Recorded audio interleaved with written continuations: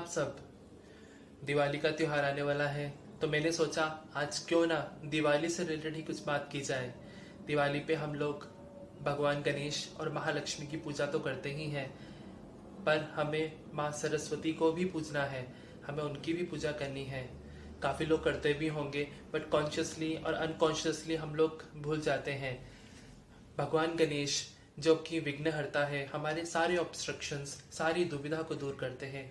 Mahalakshmi is the goddess of wealth and prosperity, but उस wealth को संभालने के लिए अगर हमारे पास बुद्धि ही नहीं होगी, इंटेलेक्ट ही नहीं होगा, विस्डम ही नहीं होगा, तो वो लक्ष्मी स्थिर नहीं रहेगी, वो हमसे चली जाएगी।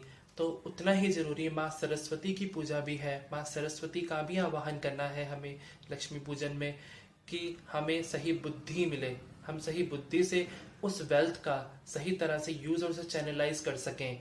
हमेशा ध्यान रखिए जब भी आप प्लेसमेंट करें, Ganesh Bhagwan should always be on the left hand side of Mahalakshmi and Saraswati Mata should always be place on the right hand side of Mahalakshmi.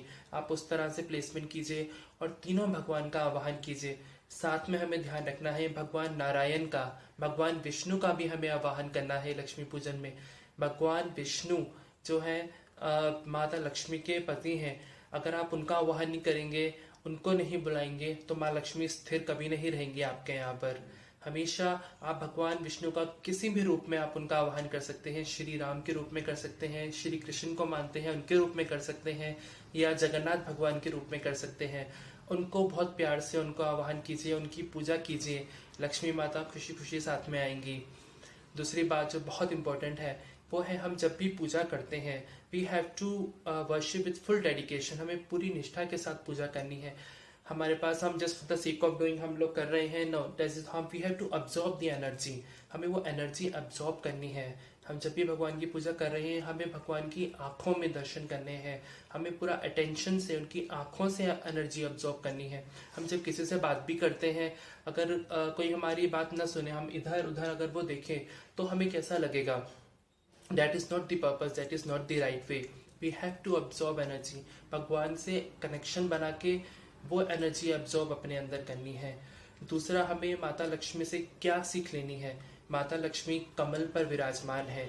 कमल जो कि कितने कीचड़ में खिलता है, कीचड़ में होते हुए भी कीचड़ को अपने ऊपर हावी नहीं होने देता।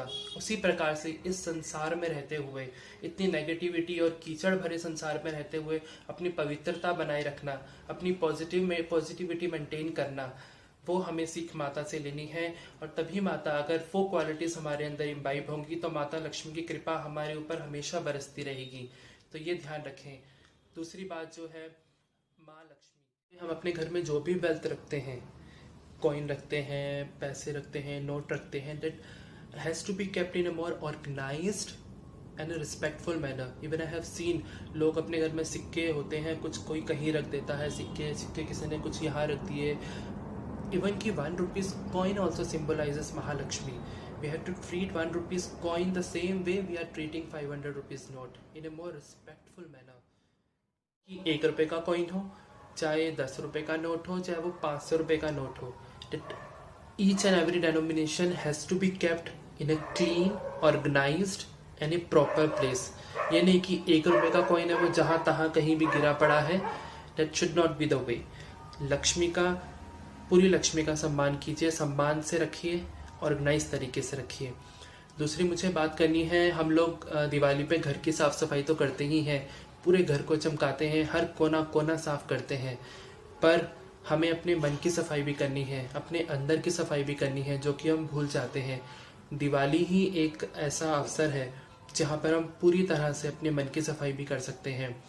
मन पे अगर किसी की एक बात पकड़ के रखी है, मन में ग्रजेस किसी के प्रति होल्ड करके रखे हुए हैं, कोई बात है जो अंदर दबा के रखी हुई है, मन में परेशान हो रही है, ये परसेप्शन बना के रखा हुआ है, कोई मन भारी है, मन पे बात अटकी हुई है, बैगेजेस भरे हुए हैं दिमाग में, उसको शांत कीजिए। उस बंदे से, उस पर्टिकुलर पर्सन से बात कीजिए, वो मिसअंडरस्टैंडिंग को दूर कीजिए। तभी इस दिवाली का सही रूप से सफाई हो पाएगी। जब हमारा मन साफ होगा, जब हमारा मन शांत होगा, दिमाग शांत होगा, तभी हम महालक्ष्मी का सही मायने में आवाहन कर पाएंगे। शांत मन से ही माँ का सही मायने में आवाहन कर पाएंगे।